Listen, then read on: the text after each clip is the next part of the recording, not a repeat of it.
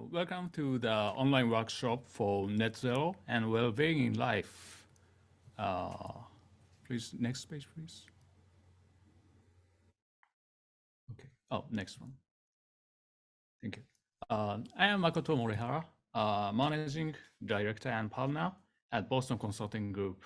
I am grateful for this wonderful opportunity to be an MC for this online workshop today. Thank you very much for joining.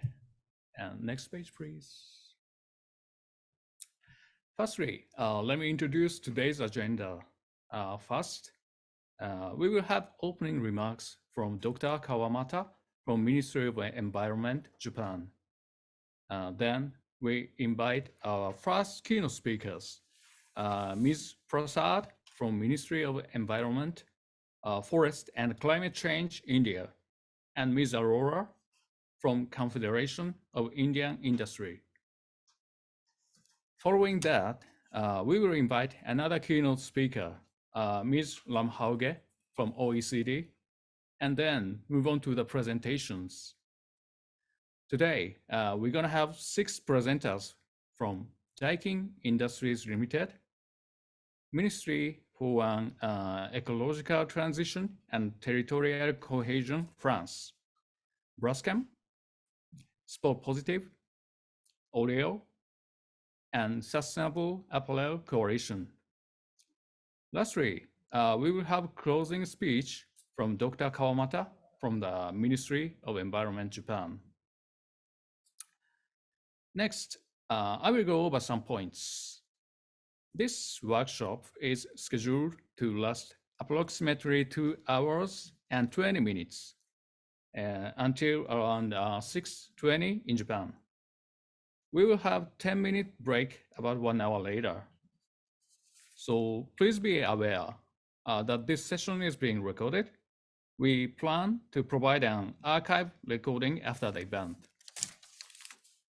Participants are not allowed to record audio or video. Next page, please. Now let's move on to the first agenda. I would like to invite Director Dr. Kawamata from the International Strategy Division, Global Environment Bureau, Ministry of the Environment, Japan. Good afternoon, good evening, and good morning, my G7 and G20 colleagues and all participants. I'm honored to provide an opening remark for this important workshop as one of the follow-up activities of G7 and G20 this year. As a way to mitigate climate change, more attention than ever is being paid to changes in consumer lifestyle, I can say.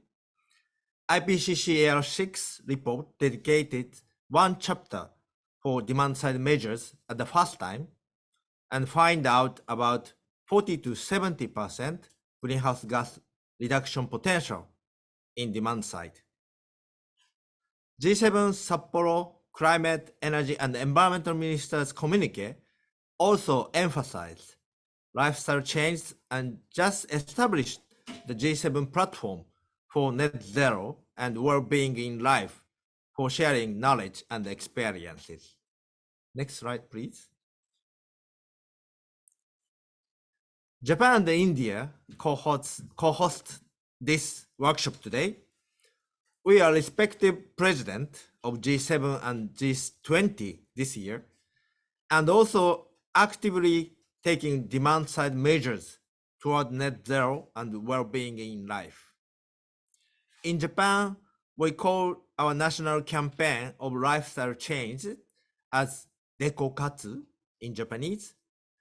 Dekokatsu is a newly coined word combining decarbonization and eco, and also katsu, the Japanese word expressing activity and lifestyle.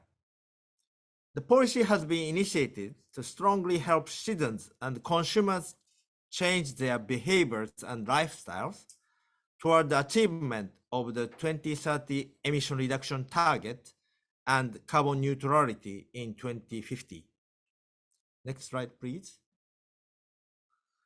This workshop provides opportunities to share experiences and good practices on demand-side policies and business initiatives with various stakeholders, including businesses, local and national governments, organizations, and also individuals. I hope this workshop can contribute to accelerate change in consumer lifestyles and behaviors related to climate change and the environment in this critical decade to 2030. I expect your active participation today. Thank you for your attention. Thank you, Dr. Kawamata, for the opening remarks. Next, we will have a keynote speech from India. So let's welcome Ms. Nameeta Prasad from Ministry of Environment, Forest and Climate Change, India, and Ms. Seema Arora from Confederation of Indian Industry. Ms. Prasad, please go ahead. Good morning, good afternoon, and good evening to all the participants today.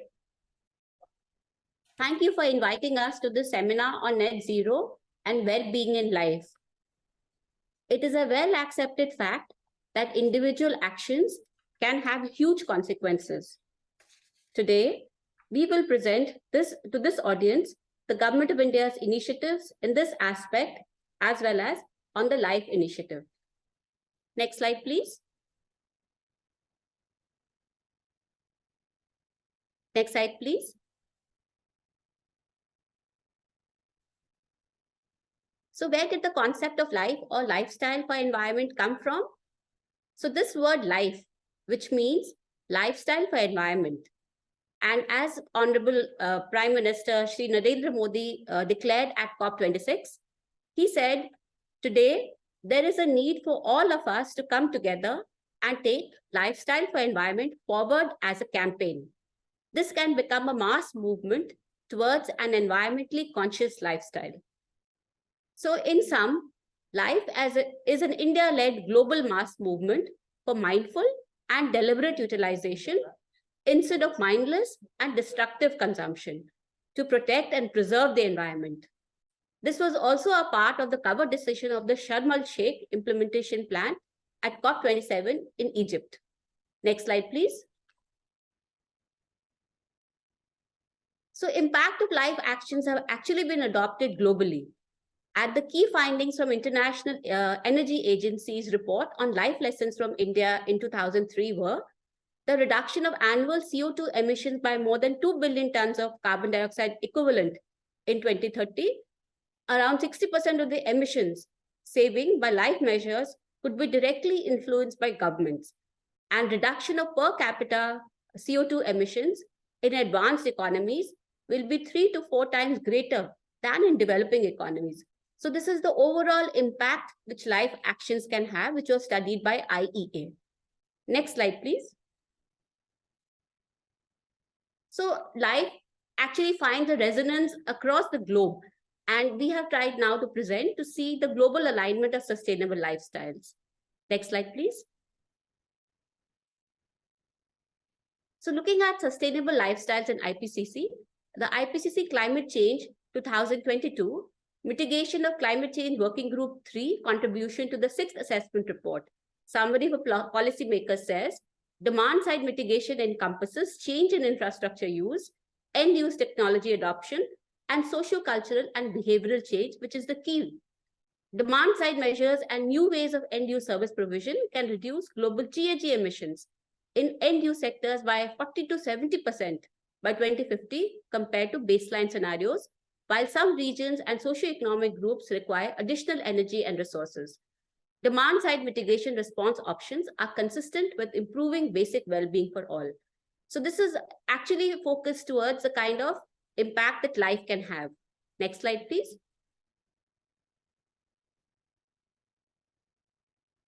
So coming to Sharm el-Sheikh implementation plan and the COP27 cover decision said, the COP serving as meeting of parties to the Paris Agreement noted the importance of transition to sustainable lifestyles and sustainable patterns of consumption and production for efforts to address climate change, which is again so directly linked to the clarion call given by Honorable Prime Minister. Next slide, please. And I'm very happy to say that G7 communique, which was adopted in Sapporo, Japan, also mentioned demand-side actions. And specifically, it says findings from the synthesis report of IPCC AR6 state that demand-side measures and new end-use service provision can reduce global GHG emissions in end-use sectors by 40 to 70%, which is a repetition or a reiteration of what was in the IPCC report. And coming to the next paragraph, the G7 specifically said that the G7 platform for net zero and well-being in life and aim to accelerate public-private partnerships for innovation that contribute to incentivizing sustainable consumer choices and preferences that are in line with the climate objectives. We will support others by sharing our experience and best practices on low and zero emission products. Next slide, please. So in fact, the Shanghai Cooperation Organization also echoed the lifestyle concept. And paragraph 10 of the joint communique states, we emphasize the need for transition to sustainable lifestyles and sustainable consumption and production patterns.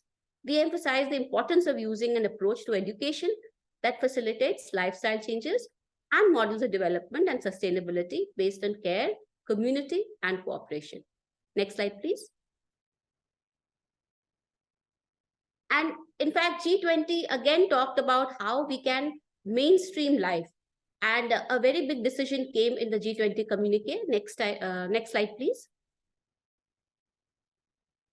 So there was G20 high-level principles on lifestyle for sustainable development, which consisted of 4 high-level principles.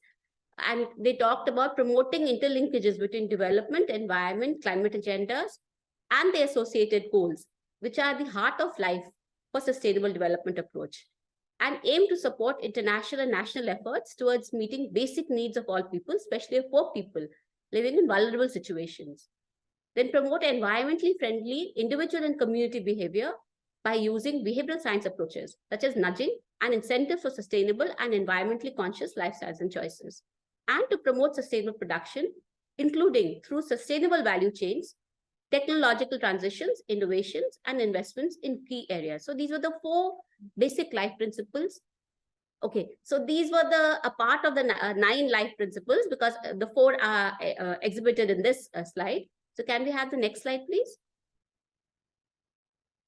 In continuation of the high-level principles, maintain sustainability of all components and aspects of the economy, responsibly and inclusively leverage the potential of data and digital technology for the adoption of sustainable consumption and production patterns, recognize and amplify role of local communities, local and regional governments, and traditional knowledge, recognize the crucial role of financing in achieving development, environment, and climate goals in an integrated manner, and to strengthen international cooperation, collective action, and partnership. Next slide, please. And in fact, the G20 New Delhi Declaration was based on the G20 high-level principles, in which the G20 countries committed to robust collective actions that will enable the world to embrace sustainable production and consumption patterns, as well as to mainstream lifestyle for sustainable development. And towards this end, G20 countries, they committed to implement the G20 HLP's lifestyle for sustainable development, supported the implementation of HLP's cooperation, financial support, and development to incorporate HLPs into their programs, and noted the launch of Travel for Life and support the development of smart destinations that are responsible and sustainable. Next slide, please. And in fact, life as a principle also finds a lot of alignment from other countries in the G20. And we have tried to list out some of them, the policies and programs which are very similar to the life concept which was enunciated by our Honorable Prime Minister. And there is Beat the Peak campaign, which is a demand-side management project that promotes collective action to reduce demand for electricity during peak use. Let's take care of resources. Let's take care of a country campaign. And it's a portal that contains IEC material to educate children to make efficient consumption choices. And some of the traditions in G20 countries also align with life principles, like the furoshiki wrapping cloth, which are square-shaped, eco-friendly, traditional wrapping cloth used for gift wrapping as a sustainable alternative to wrapping paper.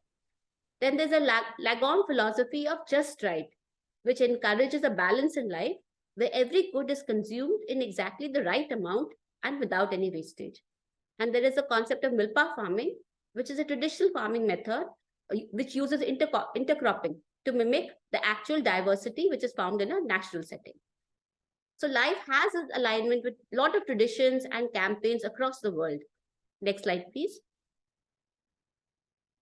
And what are we doing in India to implement life at the national level? Next slide, please. So we have a small video, in fact, which we can play right now.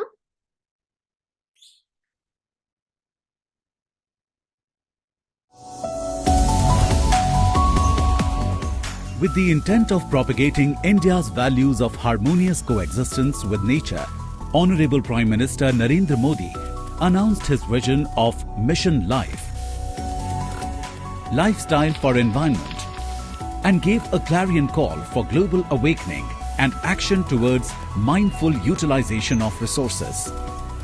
हम सब अपनी रोजमर्रा की जिंदगी में ऐसा बहुत कुछ कर सकते हैं जिससे पर्यावरण की सुरक्षा हो। मिशन लाइफ ये मानता है कि अपनी लाइफस्टाइल में बदलाव करके एनवायरनमेंट की रक्षा की जा सकती है।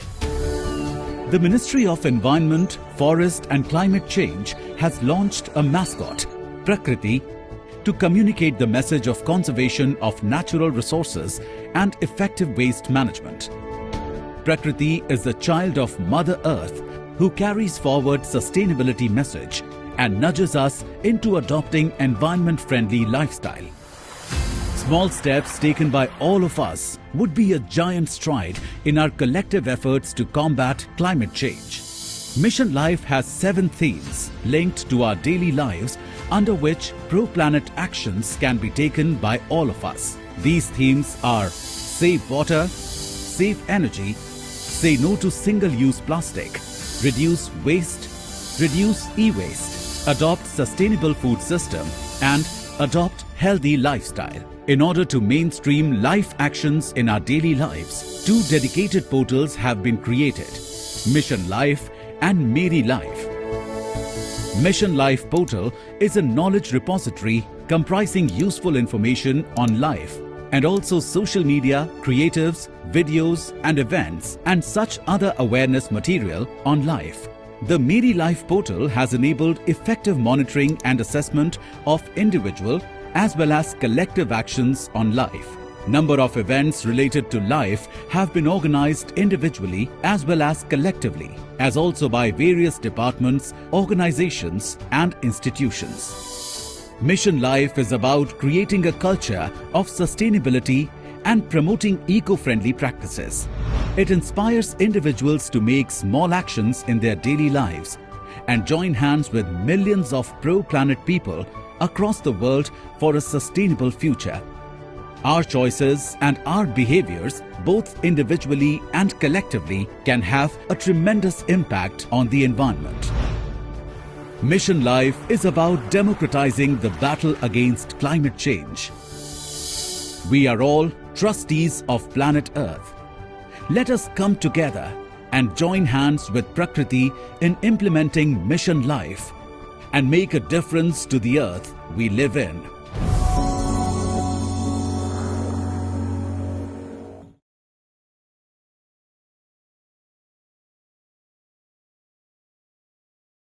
Thank you so much for showing that video. And that video captures the essence of what we're trying to do in India, and especially through this ministry. And the Meri Life portal is a very, very current kind of portal which really encapsulates and captures all the activities which are happening across India in the various spheres with regard to Mission Life. And in addition to that, there was a mass mobilization campaign which was done on World Environment Day, which was undertaken from 5th May to 5th June in a run-up to the World Environment Day, and for which they were created 2 portals, the Mission Life portal for knowledge sharing and the Meri Life portal for capturing initiatives and activities.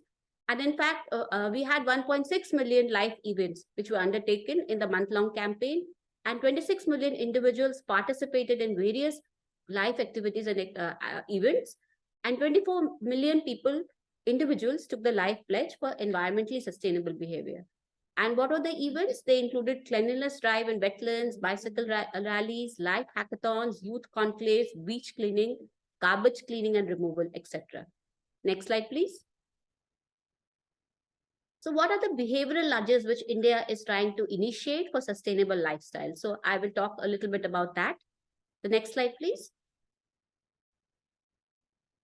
So these are the kind of behavioral nudges towards sustainable lifestyle, and how the current lifestyles can move towards sustainable lifestyles. And there are intervention levels that can be depicted, which are like individuals, household, communities. There could be barriers to it, there could be drivers to it, and what are the drivers also we have tried to identify. And what are the tipping points which will move you towards sustainable lifestyle? They could be enabling government conditions like policy and innovations. And what are the kind of methods which we can use for further behavioral change models, which could be absorption also, and some kind of iteration of the desired behavior, which will lead to a sustainable lifestyle on our part, on our individual's part. Next slide, please. And this is the process of life. There are changes in policy, the behavioral nudges, the changes in choices, the changes in demand. And also, it's very important to remember that we also have to encourage sustainable production. So that will talk about design, process, and products, which will result in a change in supply. So the idea is the process of life should embed sustainability in all the sectors, and it should incentivize green investments, and it should also work towards enabling regulatory and the legal framework to respond to this challenge. Next slide, please. Now, coming to how are we mainstreaming life in policy and industry in India? Next slide, please. So a very big concept for us is travel for life, which is aimed to mobilize tourists and tourism business to mindful and deliberate, because tourism sometimes can have very negative consequences on the environment. And a sectoral program on the life in convergence with the National Strategy for Sustainable Tourism has been initiated. And Travel for Life has 8 life themes, which is save energy, reduce single-use plastic, save water, reduce waste, empower local businesses and communities, respect local culture and heritage, consume local food, and respect nature. And this is the mascot for Travel for Life. Next slide, please. And there is also certification which can be obtained for Travel for Life. And the Ministry of Tourism has designed this, which is a certification for tourism businesses, destinations, attraction, experience providers, and other stakeholders. And the TFL certification will be powered by Sustainable Tourism Criteria for India, which is being built up, and the principles of Mission Life. Next slide, please. Coming to, there's a specific program now which we are going to start, which is again based on the life principles, and this is the Green Credit Program. And these were notified on 12th October for implementation. And this incentivizes positive environmental action, which will help us to realize the vision of Mission Life. And the participants are very broad-based. They could be individuals, urban local bodies, gram panchayats, cooperatives, industries, any kind of entity can take part in this program. And any kind of positive environmental action is rewarded. And right now we have decided 8 activities, on which if you do an activity, you would be awarded green credits. And which are these activities? They are tree plantation, water conservation, sustainable agriculture, waste management, ecomark products, sustainable buildings, air pollution reduction, mangrove conservation, and restoration. Next slide, please. And some of the few features that it is a market-driven mechanism. It's a voluntary mechanism without creating any additional burden. And a very technical and IT-based tools for registration and verification would be done. And the green credits will be available on commissioning as well as sustained operation, and they'll be fungible across activities. In fact, we're developing a web portal and a registry for simple registration of the activities and the buying and selling of these certificates, which are going to be called green credits. And the verification of activities is technology-based, And in fact, methodology for the issue of GCs for plantation and water harvesting have already been started. So we are slowly initiating these activities. Next slide, please. There's another scheme which India has introduced. This is the Eco-Mark scheme, which is a tool for consumers to pursue sustainable consumption patterns and for industry to implement environment-friendly processes and production methods. And this is the draft certification rules are out, and we are getting public consultation done on that. And what is the objective of it? It is to encourage the demand for environment-friendly products that cause lesser adverse impacts on the environment and thus support the principles of life. Encourage manufacturers for the production of Eco-Mark certified products, build consumer awareness on environmental issues and implications of their choices of buying things, prevent misleading and deceptive information, and quality is a prerequisite. Next slide, please. And we also have a very strong industry collaboration with life, like skill development and supporting sustainable livelihoods and integrating environment sustainability, collaboration with communities, and to promote awareness and education. Next slide, please. And the life principles also have a very strong buy from the industrial side. And today I'm joined by the Confederation of Industries DDG Seema ma'am, who is here. And I would now request her to take over the presentation.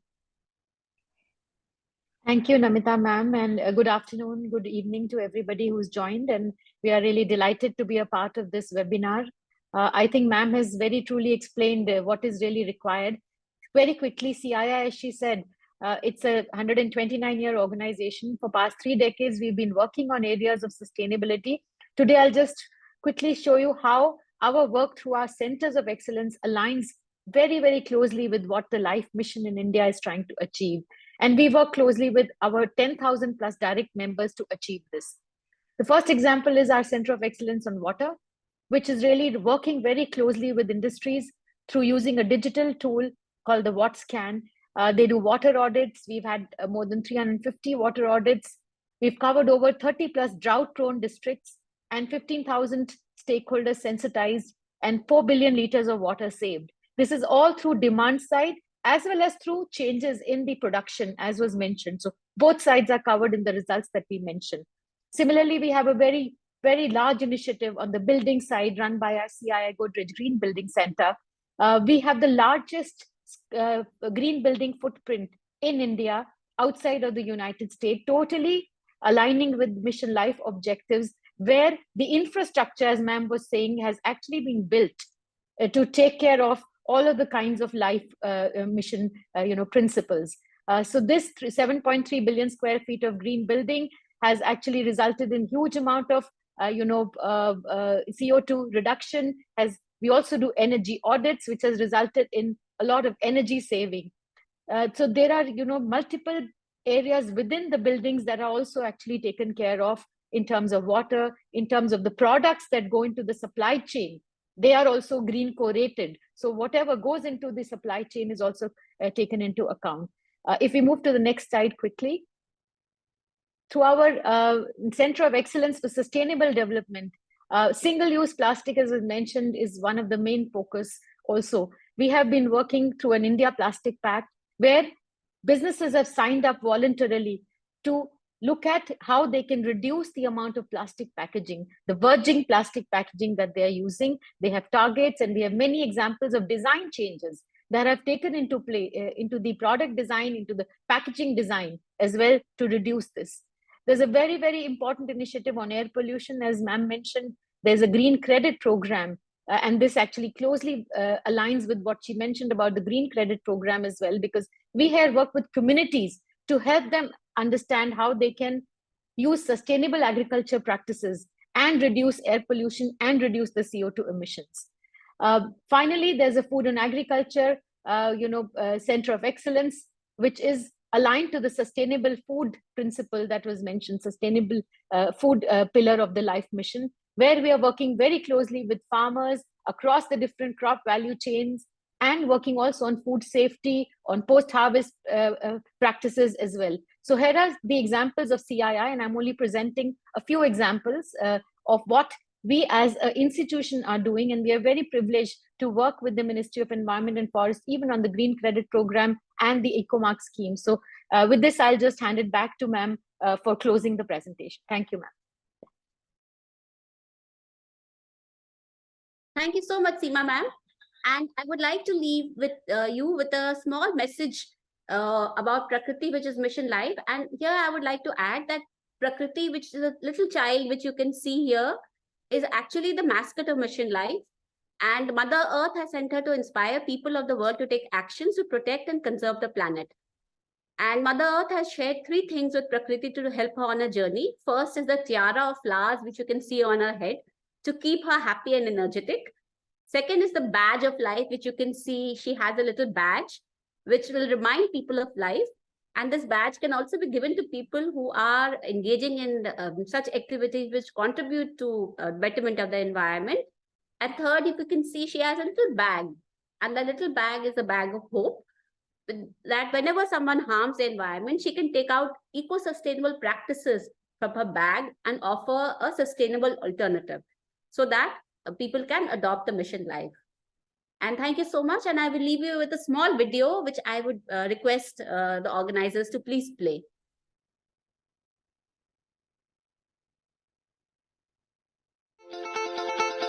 Let's join Prakriti in spreading the message of Mission Love. There's one life, but there's one mission. Let's all work for environment, rejuvenation, beloved planet's protection. Adopting environment-friendly lifestyle is our ambition. Say no to single-use plastic.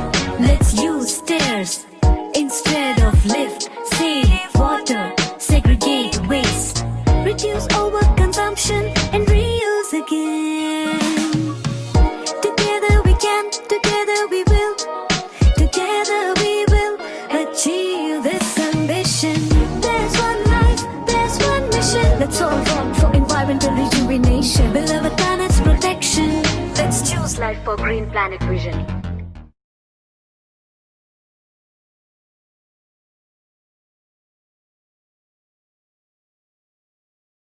Thank you so much for your kind attention. Thank you very much, Ms. Prasad and Ms. Arora. Yeah, it was very interesting. Now we know the lifestyle shift is becoming the key to the next phase of the decarbonization. And I love that song very much. And next keynote speaker is Nicolina Lamhauge from OECD. Ms. Lamhauge, please share your screen and go ahead. Apologies, yes, I will share my screen. Thank you very much for this invitation.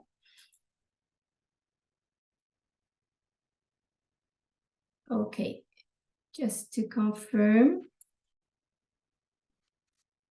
that do you see it in presentation mode? Yes, we can. Okay, excellent. So I will get started. So first of all, thank you very much for this kind invitation. So my name is Nicolina Lamhauge, and I coordinate the work at the OECD Environment Directorate on social and distributional outcomes of environment policies. So as the previous speakers from Japan and India have so clearly highlighted, the potential of demand-side measures in managing climate and environmental concerns is well understood and has also been reinforced in the latest IPCC assessment. But the continued urgency on both accelerating action on climate and the environment illustrates some of the challenges we face in actually reaping some of that potential benefits. So I suggest we start my presentation by first looking at some of the building blocks, but also the barriers for demand-side measures. So first, individuals must have the capacity to change. In some cases, this will entail having the money to make the necessary changes to habits or invest in the changes needed. But in other cases, it actually changes to one's physical infrastructure. So for example, here the importance of public transport being available, or the bike lanes that ensure that biking or taking soft modes of transport is safe is an important prerequisite for facilitating those kind of changes. But equally also, for example, making sure that renewable energy generated from renewable energy sources is an option that consumers can opt into is important. Next, awareness and motivation is an important driver for change, and I think the video that we saw from India right now is an excellent example of how to raise awareness. But in some cases, the motivation can be also both monetary and non-monetary in encouraging individuals and households to make changes to their behavior. And finally, we also know that there are some psychological barriers that can prevent change from happening. And here, our norms and habits are often determining kind of what our status quo behavior is, and moving away from that can be difficult, especially if the perceived cost of changing one's behavior is seen as higher as the benefit. But let's maybe look at what we have learned of what drives some of household behavior when it comes to the environment. And in doing so, I will highlight a few findings from an OECD survey that explores household behavior and there as it relates to the environment in the context of energy use, transport, waste, and food consumption. And this survey was implemented in the 9 countries that are listed on this slide, some of which are both G7 and G20 countries. So first, let's have a look at the issues that are of concern to households. We see here on the top bar of this slide that climate environmental issues are of a relatively high concern to many households. So around more than 35% of households state that this is an issue that is of high concern to them. But if you look a bit further down on this figure, we see that this is economic concerns and also personal safety is still perceived as a more important concern to the majority of our respondents in the survey. And here we see how this varies across the 9 countries, but overall, it's the personal safety and economic concerns that are highest on people's minds. When we asked about environment and climate change in particular, respondents reported that they're willing to make changes to their behavior for the benefit of the environment. Here with the dark blue line, we see that more than 2/3 of respondents expressed their readiness to change their behavior. But at the same time, almost as large a share also say that environmental policies implemented by the government should not cost them extra money. So reflecting or kind of reinforcing this message of economic concern that we saw in the previous slide. With respect to energy use, we see that convenience appears to be an important determinant of engagement in energy conservation.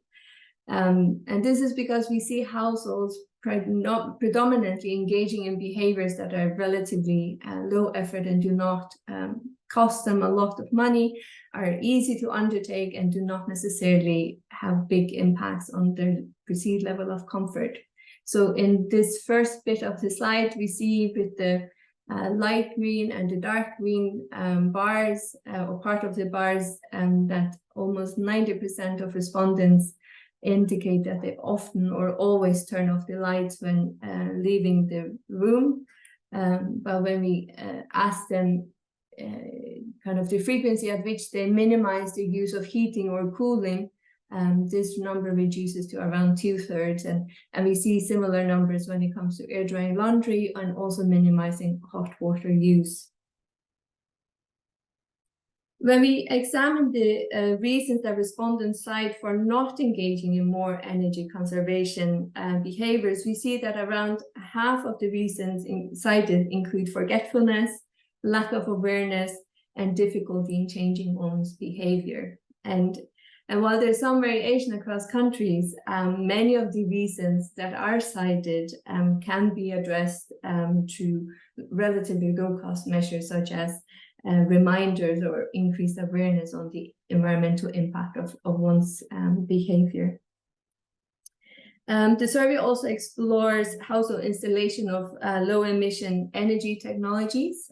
So this includes, for example, solar panels or heat pumps, or changing the insulation of one's wall, or implementing more energy-efficient windows. And here we see that feasibility is in some cases a barrier. So, for example, if we in respondents that live in apartments, so on the left-hand side of the screen, they are more likely to say that is not possible. So the dark blue part of the bars, that is not possible for them to install some of these technologies, compared to people that lived in a detached house, which is the right-hand side of the figure. And when we then looked at, we also see that a large proportion of respondents that do live in a detached house, they report that affordability is a barrier for them to install some of these technologies. So that's the light blue part of the bars here. And we also, the data further showed that among those that do install any of these technologies, the installation rate is lowest among lower income households, also kind of confirming this element of affordability. Moving on to transport, when we see how people travel to work across areas, so urban, suburban, and rural areas, the proportion of households that uses a car to commute to work increases as we move away from urban areas.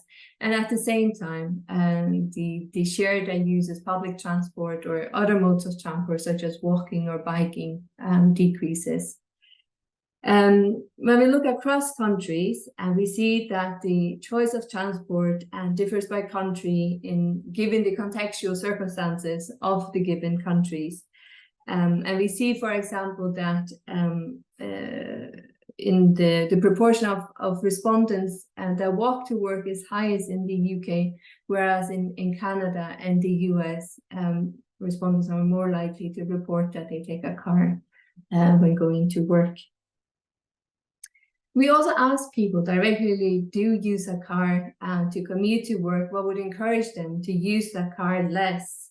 And for the large majority of the respondents say improve public transport would encourage them to drive less. And specifically, they report that they would like to see more frequent service of public transport, and better network coverage, but also lower fares. I'll share a final example, and that's in the context of food.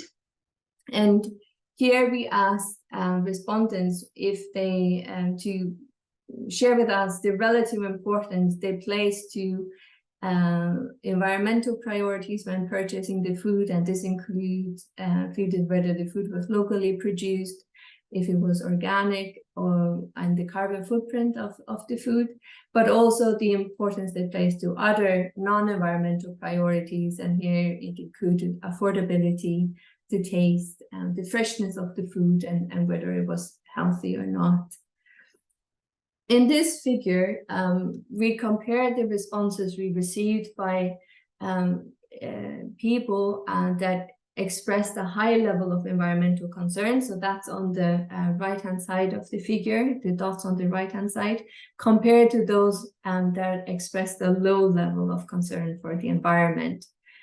And while we see some variation between the two, what is clear from this figure is that consistently the environmental characteristics of the food rate lower than other characteristics such as affordability, taste, and freshness, and so on. And we received the same picture when we compare high income respondents on the right versus lower income respondents.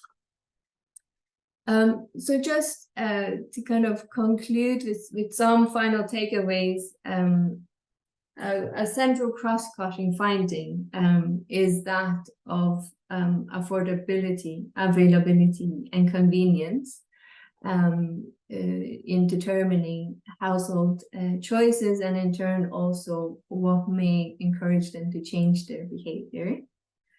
The green behavior that we do see is often limited to what we can characterize as relatively low effort and low cost, and also convenience. And this we, for example, observed in the example of energy conservation. The survey also seems to point to some cognitive dissonance in that households report their willingness to change their behavior, but at the same time are not willing or report that they do not wish for these changes to have financial implications. And similarly also that reported levels of environmental concerns do not seem to translate into some behaviors. Food, I shared the example of food, but we also saw it, for example, in the context of transport choices. So in general, the findings point kind of to the reinforced policy priorities, such as targeted subsidies for environmentally friendly behaviors, such as energy efficiency equipment, but also to the support given by respondents to public services. And one that stood out in our report was that of public transport. Of course, as governments take this agenda forward, it will be critical that improvements in or changes to people's behavior do not adversely affect, especially those that are low income and may be relatively quick in responding to price changes, but where it can adversely affect their the well-being of themselves and their families. So with that, I'll thank you for your attention, and as I said, these were just some highlights that I wanted to share with you from our report, but I encourage you to look at our report for additional insights, and I have shared with you here a QR code that can be scanned to access that information. So with that, thank you very much. Thank you very much, Ms. Lamhauge, for the insightful data and the insightful findings. And let's move on to the section of case presentations. Today, we are going to have 6 presentations, and we will have short break after the second one. And each presentation will be 10 minutes long, followed by a 5 minutes Q&A session. And apologies in advance that we only have time for 1 or 2 questions due to the time constraint. For those participating in the Zoom webinar, please use the Q&A chat function. Okay, now let's move on to the first presentation from Mr. Inoue from DAIKIN Industries Limited. Let's welcome Mr. Inoue. Please go ahead and share your screen, please. Hi, everyone. I'm Kiwamu Inoue from DAIKIN Industries, working at External Relations Department. Thank you for giving me such a precious opportunity. The mission of our team is to enhance our company's presence by communicating with companies, governments, and other institutions. To deliver our message of our activities towards carbon neutrality is our important mission. Today, I would like to make a presentation titled Our Solution to Prevent Overcooling While Saving Energy. This is the agenda for today. Let me introduce you my company. DAIKIN is the global air conditioning manufacturer, running business in over 170 countries. with over 100 production bases worldwide. This is a lineup of our products. Daikin covers various types of needs of air conditioning, such as residential air conditioners, multi-purpose air conditioners for building, chillers, and air handling units for large properties. Firstly, I'd like to talk about impact of air conditioners on environment. Air conditioners have made our lives safe and comfortable. Air conditioners play an important role in people's lives and economic development. On the other hand, air conditioners account for a large amount of electricity consumption during hot summer days, roughly 60% at homes and 50% in office buildings. In addition to this, as shown in this slide, the number of air conditioner and electricity demand for air conditioner are expected to triple by 2050 as emerging countries grow. On top of that, it would take time to shift from fossil fuel to renewable energy. As a result, there is a concern that growing amount of greenhouse gas emissions, such as CO2, could impact environment. So the spread of energy-efficient air conditioners is necessary to prevent global warming. As an air conditioning manufacturer with a global footprint, Daikin has a crucial role to contribute to carbon neutrality. The G7 Summit and the G20 Energy Transition Ministers meeting held this year highlighted the importance of energy efficiency and saving as the first fuel to achieve net zero emissions by 2050. Today, I would like to introduce you our best practice, two types of approach. One is switching to inverter drive air conditioners as technical transformation, and another one is solution to prevent overcooling as behavioral transformation.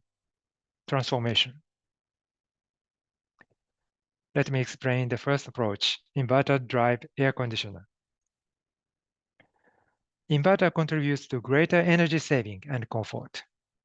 Compared to non-inverter type air conditioners, inverter type air conditioners have less power loss and can save energy by 50% and more. This is an image how inverter works. The picture above shows how non-inverter air conditioner works.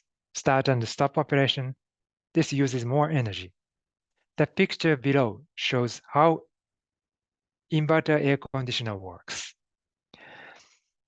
This is smartly controlled operation without wasting energy. It's more comfortable by reaching set temperature quickly and maintain it. This is an overview of inverter air conditioner's market share. The market share of inverter air conditioner is still low, particularly in the US, UAE, and Indonesia.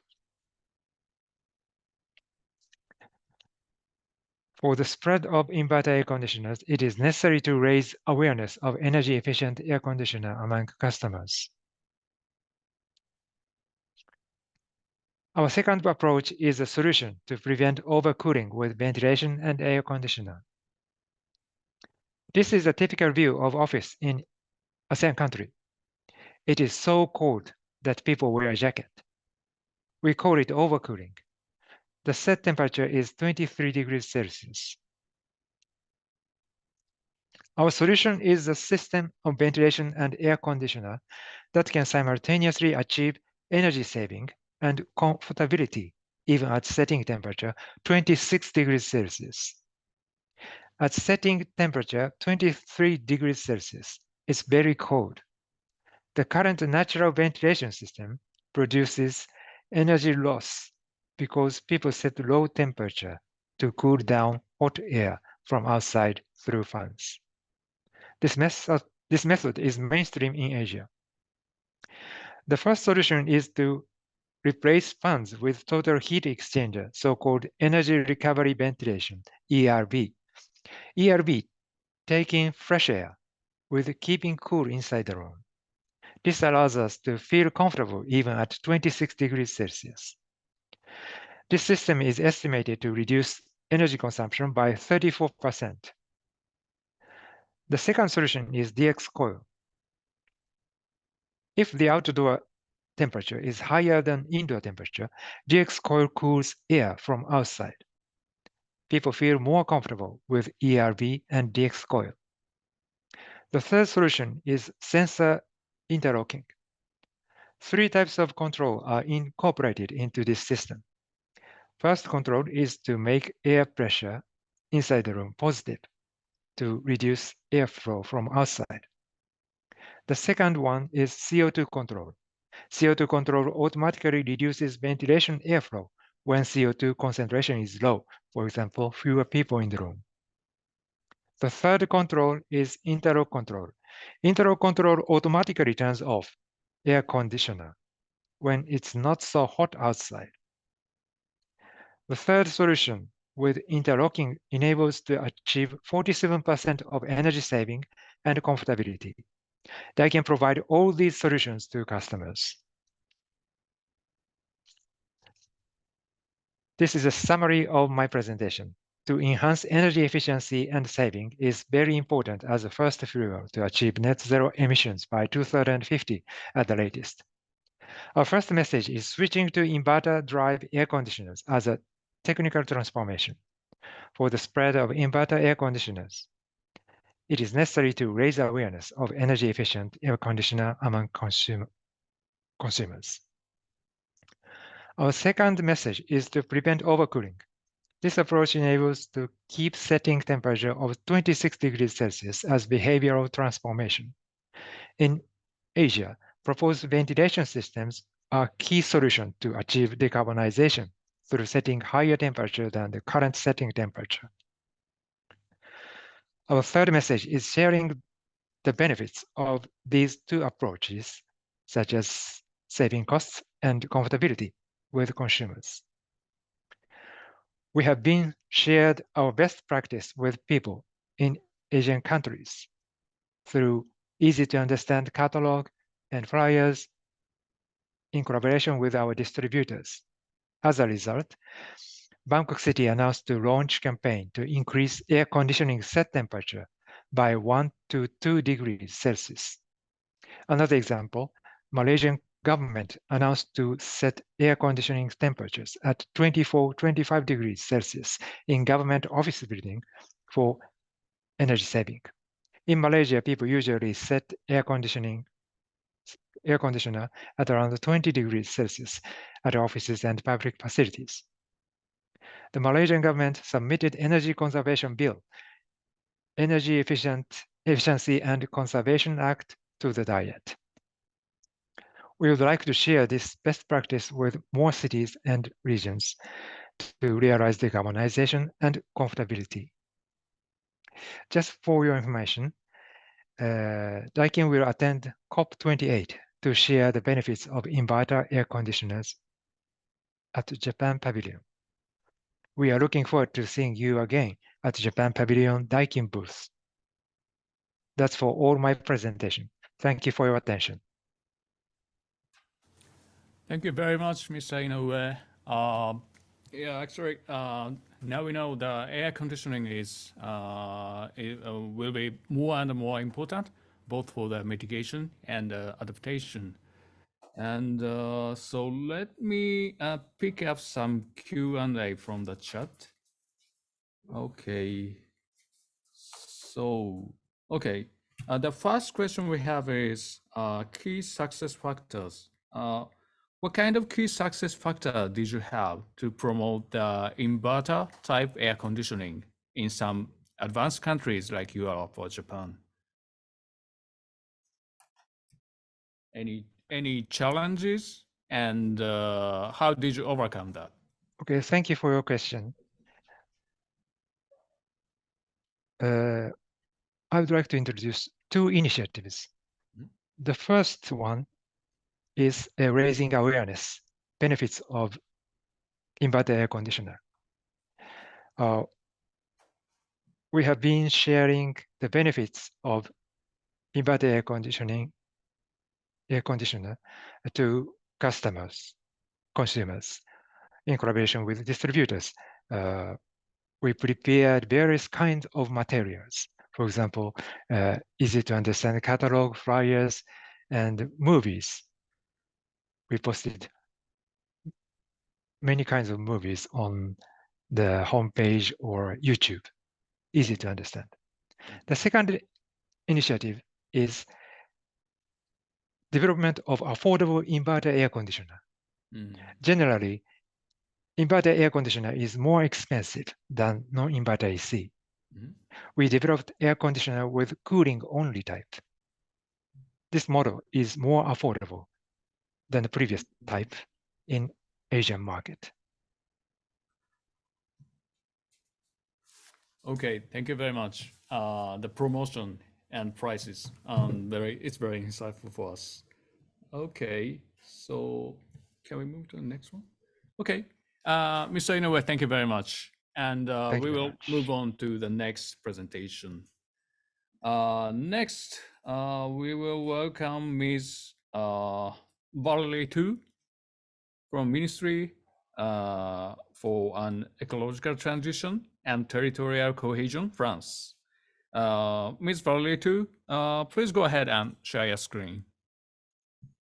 And I thank you for this invitation to share the French initiative on environmental labeling. So as I said, I'm Valérie Tau. I'm part of the ministerial team in charge of environmental labeling for food at the French Ministry for an Ecological Transition and Territorial Cohesion. And I will share my presentation. So I'm going to start by setting a bit of a global context and giving some elements about the reason why France builds a public environmental labeling. So environmental labeling is one of the policy introduced in the context of finding a path for reducing greenhouse gas emissions, pressure on biodiversity, and better management of resources. And it is in line with the ecological planification that aims to help society to move toward more responsible production and consumption. So environmental labeling aims to inform consumers and producers to influence purchasing decision, the consumption, and influence conception of products, the production. So to this end, it is based on environmental costs so that consumer and producers have the same scale. And one of the challenge for that is to build an harmonized and transparent system. It means there should be no confusion for consumer, so one system, and the possibility to make the calculation by anyone, transparency. So it should be based on open data, public rules, and maybe a public calculation tool. The scheme should be unbiased. The information should be reliable, of course, and easily verifiable and understandable by the consumer. So it's the key is the common methodology and format and open data development. So it's ambitious, but the work has been carried out over the past 10 years. Is linked with the orientation of the ecological planification in France, and should converge with the work at the European level in terms of assessment of environmental impact of products, and in terms, of course, of regulation. So we work on that. And to address those challenges, environmental labeling is regulated by law now. The law provides that the methodology is science-based,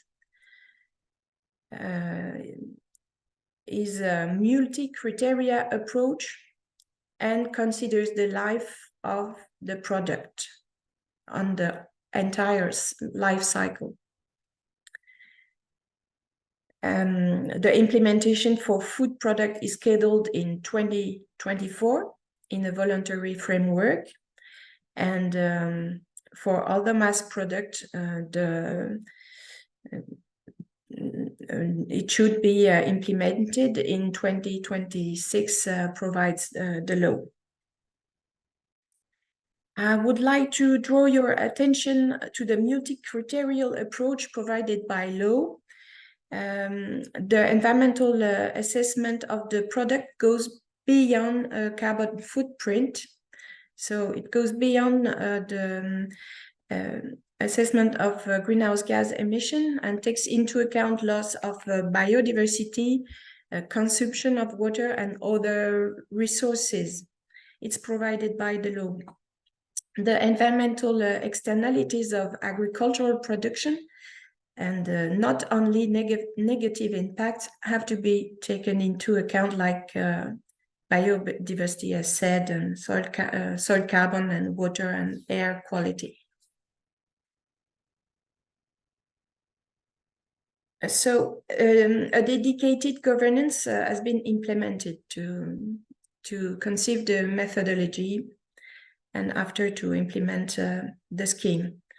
It is based on an interministerial pilot committee. So in the end, the government decides. But the stakeholders are part of this governance. They are invited to share their questions, suggestions at each step of the process in an advisory committee open to all stakeholders, including civil society. Expert groups are consulted to build the methodology, and an independent scientific guidance is provided. A scientific committee analyzes the propositions to inform public decision. And to illustrate the participation of stakeholders, I can focus on an experimental phase during 1 year in 2020, that arised a lot of questions on data. Should it be public or private data? Which level of precision is appropriate? Which format should be taken? It means should it rely on colors and letters or on numbers? Should it be a scale that takes into account all food products or only categories like vegetables, and other categories would have another scale like animal products? So all those questions were arised through this experiment, and further work took place in 20 and 23. And for now, government decided that LCA, so life cycle analysis, is the main method to be used, but it does not sufficiently take into account dimensions such as biodiversity, carbon storage, or pesticides. So that's why the work is now oriented on an harmonized methodology based on LCA approach, based on the European work, the PEF guidance, Product Environmental Footprint Guidance, and an addition to LCA to address blind spots through indicators like agroecological infrastructure or agricultural diversity to take into account biodiversity. And the methodology is based on the use of public data, using the public LCA database AgriBalise. And a public tool has been built to test the methodology and make it possible to choose the receipt, the origin, the packaging, and the label of the product. So you will find a link just after to play with this public tool and see how it's possible to compare products, choose the receipt, and see the contribution of each environmental impact, like the contribution of climate change or eutrophication, for example. So then we get a score, and now we're working on the format to make the information understandable by consumers and influence their choices. So to conclude, I will just say where we stand and remind that environmental labeling is one of the government's priority policies. First version of the method and the calculation tool were presented on March, and the second one is expected by the end of the year. And the voluntary application of the French regulatory framework for food product is expected in 2024. So thank you for your attention. And the link is available on the internet with the ecobalise beta.gouv.fr. Thank you. Okay. Valérie, thank you very much for your presentation. Let me just pick up one question from the Q&A chat. I believe that the voices of civil society was involved in the governance framework. What kind of voices have been expressed by citizens or businesses? From the beginning, there was always the possibility to share about this project, and I will remind that in 20 the President Macron called a citizen agreement to work on the levers of decarbonation, and this citizen agreement recommended environmental labeling, and that's the reason why it has been taken in the law, for example. That's an example. But the government, as said, includes stakeholders, including the civil society, and of course the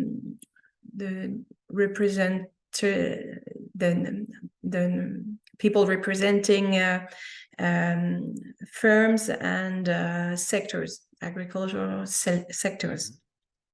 And there will be a public consultation before publishing the methodology, and stakeholders could participate to an experiment and share their feedback, and the feedback were analyzed by the scientific committee to help a public decision. And so it's a very government pays attention to that, to the participation of the public, to the construction, to the methodology. Okay, very comprehensive and inclusive approaches. Okay, Valérie, thank you very much. And so let us take a 5 minutes break or so, and so we will start again at 5:20 in Japanese time. And so during the break, please take a look at the newly launched G7 platform that was mentioned by Director Kawamata and Ms. Prasad. Thank you. Okay, so let us start again. I hope everyone is back now. So our next presenter is Our next presenter is Mr. Frederico Akira Campos from Braskem. Mr. Campos, please go ahead and share your screen.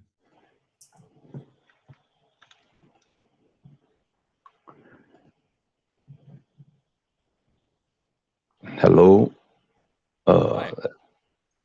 So let me share my screen. Good. So thank you very much for the opportunity. My name is Frederico. I work for Braskem, and I am in charge of business development and external affairs for Asia. So before starting, allow me to quickly introduce our company. I'm not sure if you're all familiar with the petrochemical business, but Braskem is the largest producer of plastics resin in the Americas and the world leader in the production of biopolymers. We have reached 260,000 metric tons of capacity of biopolymers after the expansion concluded this year. And our biopolymer business became the growth avenue that is leading our way to the east. The second office in Asia is here in Tokyo. And 2 months ago, we have established a joint venture with SCG Chemical from Thailand in order to increase the biopolymers production. Both teams are working to develop a project to add another 200,000 metric tons of biopolymers in the coming year while we speak. So more than the numbers, I would like to share a bit our beliefs and purpose. So we understand that Braskem can reinforce the role of transformation agent for sustainable development. So we believe that the plastics and chemicals can make life better. We also, we believe that we can improve people's lives by creating sustainable solutions in chemical plastics. And the way to do that is offering our portfolio to the people and to make people's needs in the daily life better.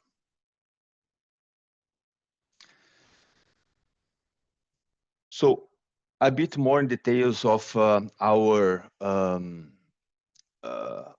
business. So the way that the traditional petrochemical business, how it is structured. Traditionally, and since the beginning of the conception of petrochemical business, we have the extraction of oil, and this is the feedstock for what we call the first generation of petrochemicals. So mainly, this first generation produce a material called ethylene that is a building block for the plastics. And I would like you to remember this term ethylene, because I'll mention this later on in the presentation. So the ethylene is converted into the second generation of the petrochemical business, and then we produce the resins that is our main product. So these resins are converted into plastics, then into finished goods, and then we have the consumption, and this product that is consumed in the end goes to landfill, or in case of Japan, for example, it is incinerated. So this is a very straightforward structure. We produce, we extract the fossil material, we manufacture, we produce, we consume, then we dispose it.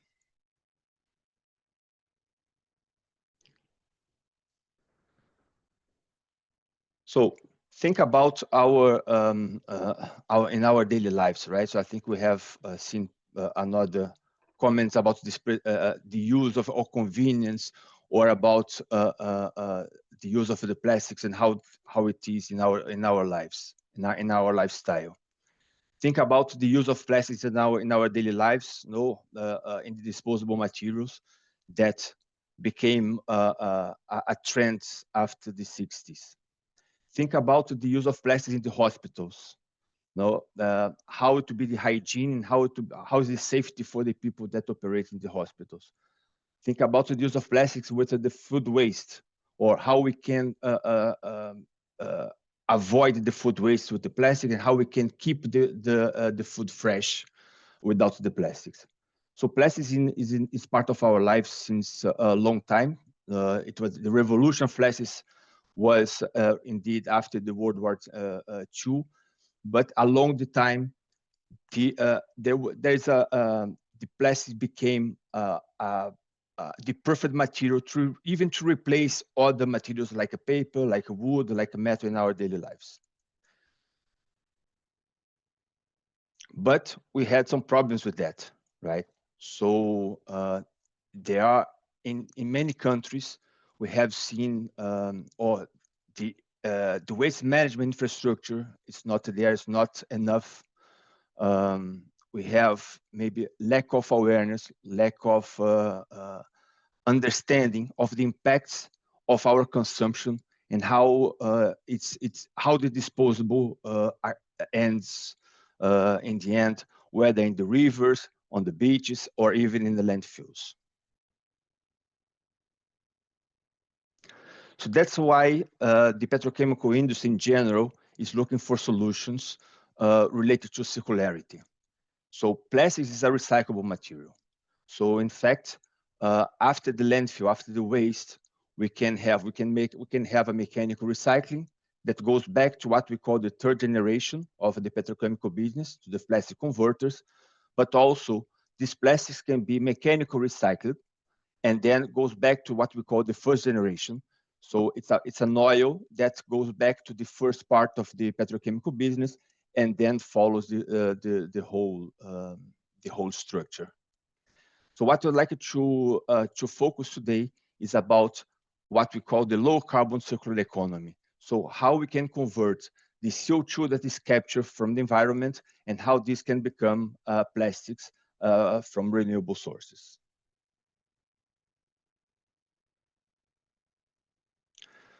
So from the right side, we have what we call the traditional route, right? We have the oil, and then following some process, some chemical process, we have the building block that I mentioned before. This building block, the ethylene, becomes a thermoplastic that is used in several different materials. We can achieve the same building block from renewable sources. So the sugarcane that produces the ethanol then passes through two different processes, and then we can have the same building block to produce the polyethylene. So for the converter industry, it's the same material, the same chemical properties. So we can produce the same materials as a fossil plastic, but with the difference that using sugarcane or using the ethanol, we are in fact capturing carbon CO2 from the environment and fixing it in the products that we consume. And what is the aftermath of that?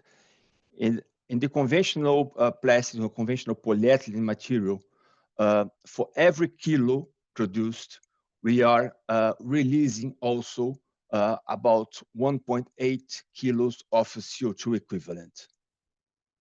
On the other hand, when we produce 1 kilo of the bio-based plastic, we are capturing the CO2. We are capturing 3 kilos of CO2 for every kilo of plastics produced. So we have a balance of 5, considering the replacement of conventional plastics to bio-based plastics. And here, how this is possible? We have basically 3 factors that contribute to the carbon, to the CO2 capture. First is, of course, the sugarcane growth. So once the sugarcane is growing, it's capturing the CO2 from the environment. Along the process, we have production, we have transportation, and of course, we have emissions related to this process. But when we produce, so all the companies, so the plants, the facilities that produce sugar, that produce ethanol, and also can produce energy. So this is a second factor to contribute to the carbon or to carbon avoidance, carbon emissions avoidance in the process. So instead of producing energy, so these companies are giving back the energy to the grid and avoiding more energy production. A third factor is also possible based on the use of the land. So if a land was previous, and that is pretty much what happened in Brazil, the sugarcane is growing in areas that formerly was pasture. So pasture is a land that is poor in carbon and CO2 capture. When you start growing sugarcane in those areas, of course, it has a positive impact in the CO2, and that's how the whole process of producing ethanol and bioplastics is somehow supporting the initiatives to combat climate change. So in fact, it's possible if we have alternatives today for plastics. So we have an alternative today that it's capturing the CO2 from the environment and it's fixing in every product that we consume. Of course, and these products and most of the plastics can be recyclable, and then then we can create what we call the low carbon circular economy.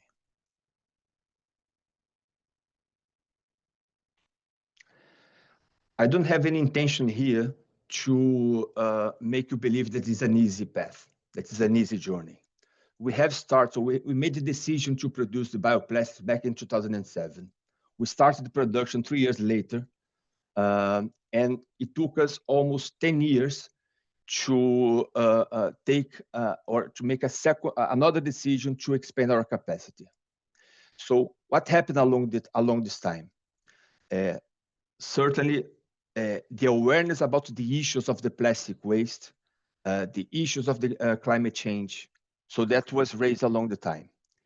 And based on that, based on the issues that we were facing in our daily lives, we were showing, so we are promoting, we were informing brand owners, consumers, policymakers about the alternatives that we have created for the plastics. Of course, we cannot replace all the plastics that exist in the environment. That's we can replace some applications of polyethylene, but this is something that, of course, it's the building block is there, it exists, and it's a matter of how we can promote the use applications of this building block for other applications. There is certainly a challenge related to cost. So bio-based material costs more than fossil-based material, and this is also something that the way that we can create ways to implement the solutions are related to the use of applications, so replacing step by step some application or part of the applications that are fossil-based.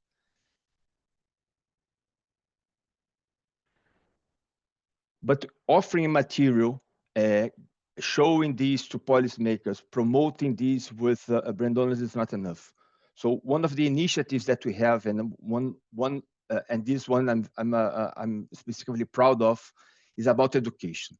So we have some initiatives, but one of these initiatives that I'd like to mention here is about the consumer awareness. We support this program, Educatu, that supports schools and teachers in order to bring the consumer awareness for the children at schools. Also, we are supporting small business. So Braskem Labs is a program to support entrepreneurs in order to develop a business and to accelerate solutions of the use of chemical and plastics that will bring environmental impact, positive environmental impact. And we have been with this initiative for the last 4 years and growing every year when we see more entrepreneurs bringing their ideas in order to share with us and getting our support. So finally, I'd like to share with you some thoughts about the key takeaways that we have. As I mentioned to you before, it's challenging to go to a customer, offer a material that has exactly the same performance, the same characteristics of a fossil material, but that costs more. So we need, of course, to bring the awareness of why they should change, what are the benefits that the bioplastics can bring to the environment, and how this is connected to the targets of the companies and also to the consumers of those companies. we can offer, of course, we can bring alternatives, but what is really powerful is the change of the behavior. Is how, in fact, we consume. So the alternatives always come to a cost, but when we talk about the 3 Rs, it's way beyond the cliche. This is a powerful way of thinking of our consumptions. So how do we need to have, or do we need to consume everything that we do? How can we reduce? How can we reuse? How can we support? How can we change our behavior in order to sort our waste and facilitate the recycle system? And then, so last but not least, this is a solution that is not with, the initiative is not with one company, it's not only with the policymakers, it's not only with the brand owners or the companies. We need to think about not only the issues that we have, but mainly bring awareness, bring light to the alternatives that we have. And I think that this conference is this workshop is a great opportunity for us, not only to talk about the issues, but mainly what can we do more and how we can work together to find alternatives. So again, really, I would like to appreciate the opportunity. Thank you very much for this. Thank you very much, Mr. Campos, for sharing the awesome achievement of the Braskem. One quick question from the chat. Many brands are using your material now, and how did you approach and appeal to these brands? Well, it's not an easy job because we need to go, company by company. It's like we have, of course, it's a different way to promote the business. We have, of course, we train our team. We try to not only to, for example, to discuss with the procurement team, but mainly to the business strategy, to sustainability teams. We look for companies that share the same mindset than ours in order to offer a solution that might suit to those business. Thank you so much. It's a great achievement and very good endeavor of you. Thank you very much again. And now let me move on to the next presenter, Ms. Claire Poole from Sport Positive. Ms. Poole, please begin your presentation. Thank you very much. It's wonderful to be with you today. My name is Claire Poole. I am the CEO and founder of Sport Positive.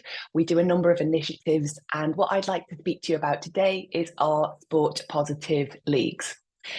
Sport Positive Leagues uses the power of sport, and especially football, to raise awareness of environmental sustainability efforts for many, many clubs in Europe.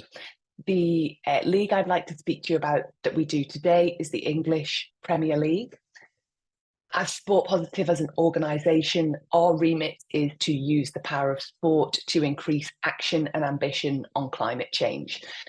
This workshop around net zero and well-being in life fit very squarely with our own mission in order to use the power of sport in this way.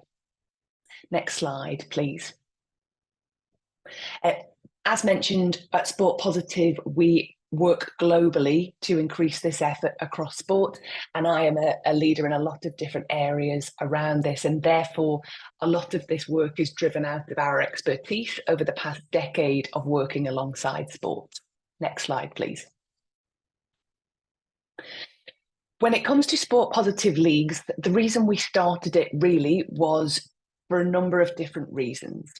The first was that we know sport, and especially football, is going to be impacted by climate change, and we know it also has an impact on climate change as well. Some images you see on your screen to the left, you can see using the Climate Central tool of land projected to be below the annual flood level by 2050. You can see a graphic there that shows London covered in a red colour, which indicates that it is below the annual flood level. And circled in black, you can see Stamford Bridge, which is Chelsea Football Club's home ground, and Craven Cottage, which is Fulham Football Club's home ground. We know that football and professional sport globally will be impacted by climate change, as it is already. The other reasons we wanted to share this research is to raise awareness of what football clubs are doing to take action. We wanted to enable football clubs to benchmark themselves against others, and we wanted to try and use the competitive spirit of sport to be able to progress work in this area. Next slide, please. The wider context of this work means that using the passion that people have for sport, and in this case, football globally, we're able to get people who perhaps wouldn't previously have been thinking about climate change or net zero to start to understand the impacts that it will have on their life in the future. After and during the publication of our work over the past 5 years, we have seen an uptick in mass media coverage of climate change and climate change impacts told through the narrative of sport.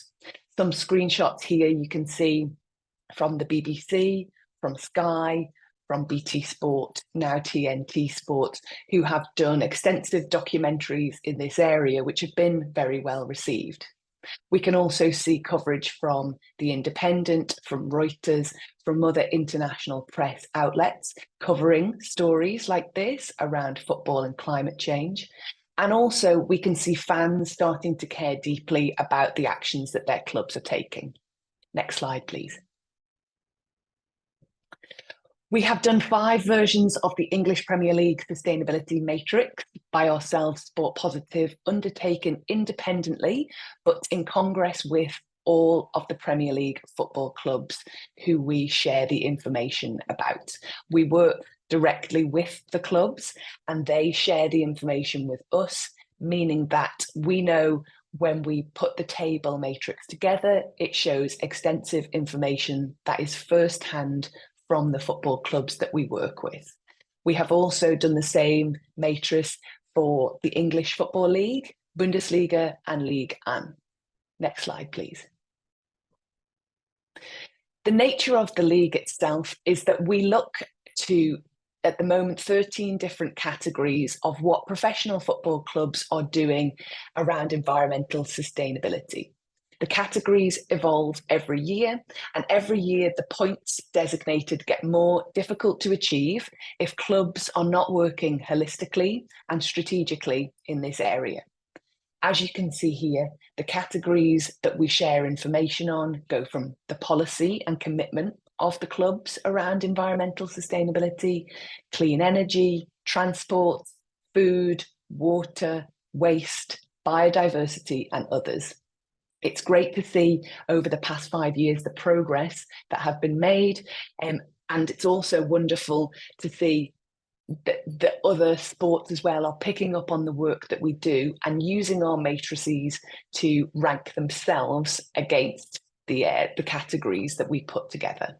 Next slide, please. This graphic is quite difficult to see, I think is quite small, but essentially what we wanted to show here is that the reason we do sport positive leagues is not to pit clubs against the other. We use a league matrix table because sports fans are very, very comfortable with seeing a league table. That's how all sport really is ranked, by a point system. But our main mandate is to share as much information around these categories as possible to enable clubs to benchmark and learn from each other, not just within the leagues that we do, but also within other sports globally.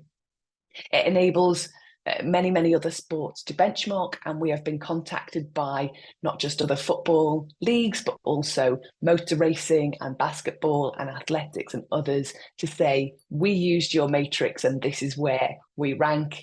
You know, can you help us direct to new people who can help us on our journey? So we see the impacts that the league makes in terms of progress. Next slide, please. The Because of the nature of this workshop today being on net zero and well-being in life, we wanted to highlight some fan and community engagement efforts from football clubs here in England, of the work that they are doing to bring their communities and fans along on the journey with them. So working left to right, on the left you can see Southampton Football Club's programme for a greener game that it hosted last year. The greener game basically focused on sustainability and asked fans to travel sustainably to the football match, either through active or public transport. They gave away wildflower seeds to talk about biodiversity. They served vegan food on the concourses, and many more initiatives were undertaken. Moving across, Tottenham Hotspurs brought in a number of occasions brought a lot of students to its football club to talk about protecting the planet, so engaging and educating young people to show how important our planet is through the power of football.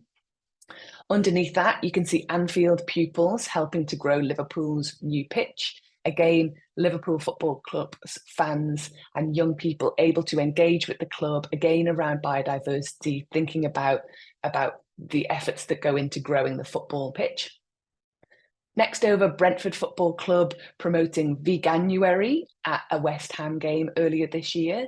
Veganuary being a mashup of the word vegan and January, encouraging people to have more low carbon foods during the month. Underneath that, Manchester City have done a large scale campaign with their first team players around reducing water consumption with their partners Island. And lastly, Arsenal working with one of their partners, Octopus, encouraging people to move to renewable energy by setting up a renewable energy tariff that Arsenal fans, excuse me, that was a mistake, that Arsenal fans can undertake by being a fan of the club. They can gain access to an exclusive renewable energy tariff.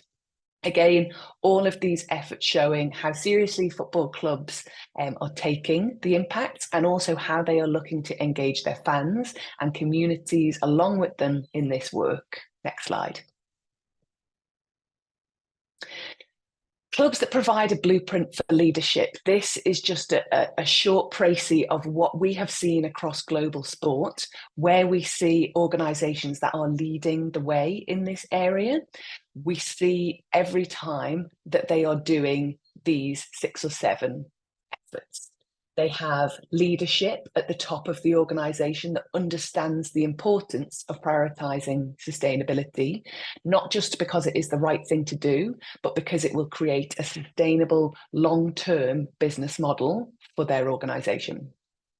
They measure, they monitor, and they report on their environmental impact. We all know you cannot manage what you do not measure. So the very important part of this work is understanding your impact so that you can then reduce. They have partners that can help. None of this work can happen in a vacuum. It's very important to work collaboratively, and all of the leaders we see in this area do have partners that support this. And they have a sustainability strategy, work strategically across the organisation and make external commitments for accountability. Lastly, as mentioned, they engage with, they communicate, and they educate their fans. Next slide, please. To finish, I just wanted to highlight why this work matters, both in terms of driving progress and engaging people around these important issues. A quote here from the former sustainability manager at Southampton Football Club, who said, through our work, it was a catalyst for them to create their sustainability strategy as a club. They use our work as a benchmarking tool, and it's a helpful framework to shape their initiatives. From UN Climate, they see sport positive leagues as a tool to push each other to accelerate action, which is what we want. And lastly, from the New Weather Institute, an NGO in this area, they see our work as an important way to start football on the journey to think through everything they do around environmental sustainability. I hope this was helpful and provided some interesting information as part of the workshop today, and thank you for your time. Next slide.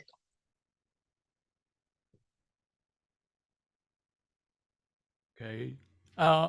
Ms. Poole, thank you very much for your presentation. Your initiative is very unique and interesting. And actually, we have a questions from the studio. Dr. Kawamata, please go ahead. Yeah, thank you very much for your very much interesting presentation that Ms. Poole. Actually, Japan also has a football league called the J League. Yes. And actually, in 2 years ago, Ministry of Environment Japan and J League had a cooperative agreement signed, and we are very much interested in doing the similar activity in Japan. So first comment is please help us. I'm here for you. This is no problem. Yeah. And the question is that the ranking system is quite powerful. I think that catching the eye from the public. Yes. But I think that also has cons, difficulties for become fair by ranking low or the club complained about that no, it's not fair like that. And also, would you elaborate that how you use this the ranking as a the engaging public for sustainable activities that is the theme of this today's workshop. So that's the question to you. Thank you. So to cover the first part, yes, as in sport, as in life, nobody likes to come last. This is true. I think it is all testament to the clubs that they understand the importance of this work. My advice to anyone doing this kind of work is that build relationships, collaborate with the clubs. We have worked with them for many years. We give them a lot of notice of the work that we are doing and how, and that enables them to understand every year when I will be contacting them again for more information. And also we are very strict in always underlining the narrative that as in sport, as in life, not everyone starts from the same place. So just because a club is lower down, it doesn't necessarily mean that they are terrible. Perhaps they have just been promoted into the league. Perhaps their geography makes things difficult. Perhaps they don't have the same resource as other clubs. So it's not an even playing field. However, we do, as you've mentioned, we use the table matrix because it is eye-catching and that fans understand it. So all good things to the clubs for collaborating with us. And as you mentioned, engaging fans on the journey. No football fan wants its club to come last at anything. So we can use the power of the fans and their engagement to remind clubs that this is a very important piece of work they must focus on. Thank you very much. Quite interesting. So please assist us in the future. Thank you. Thank you. Okay, thank you very much. So let's move on to the next presenter. The next presenter is Mr. Rohan Sheth from Olio. Mr. Sheth, please begin your presentation. Sure. Thank you so much for inviting me to speak to you today. I'll just wait for my slides to be brought up on the screen. Perfect. Thank you very much. We can go on to the next slide. So my name is Rohan Sheth, as you've just heard, and I'm the Chief of Staff at Olio. And I'll tell you a bit more about what Olio is shortly. But first, if we just move on to the next slide, please. I'd like to start with one word, which is my new favorite word. It's motanai, and I apologize for the pronunciation. But as I'm sure many of you will know, it translates to a sense of regret concerning waste when the intrinsic value of an object or resource isn't properly utilized. And at the heart of Olio is all about the proper utilization of resources. That is at the very center of our ethos. In particular, we see food as a vital resource, and we see food waste as absolutely criminal because, firstly, it's terrible for the environment, and secondly, it's entirely avoidable. If we move on to the next slide, please. Just to bring the scale of the problem to life, globally, 1/3 of all the food we produce is thrown away. And in Japan specifically, despite being one of the better countries in the world when it comes to avoiding food waste, even then, 5.7 million tons of food are wasted each year, which is equivalent to 13 billion meals. Next slide, please. Not only is this tremendously wasteful, but the scale of the environmental problem is massive, given that just 1 kilogram of food waste sent to landfill has the exact same carbon emissions as 25,000 plastic bottles sent to landfill. Next slide, please. And as a result of this, Project Drawdown, which is a coalition of the world's leading climate change scientists, they recently voted reducing food waste as the most impactful action that households and individuals can take to reduce the impact of climate change. And that's above things like switching to a plant-based diet or installing solar panels or installing insulation or a whole host of other actions. Next slide, please. And it's because of the scale of the problem of food waste that Olio was founded in 2015 in the UK with the mission of eliminating food waste in homes. And as you can see here, these are screenshots from the very first version of the app, and it was really, really simple. Basically, as individuals, if you had surplus food in your home that was going to go to waste, you could post it on the Olio app, and it could then be requested by and picked up by a member of the local community. Next slide, please. And today, 8 years later, we've come a long way, but we've still stayed very true to our roots of tackling local waste and surplus at every kind.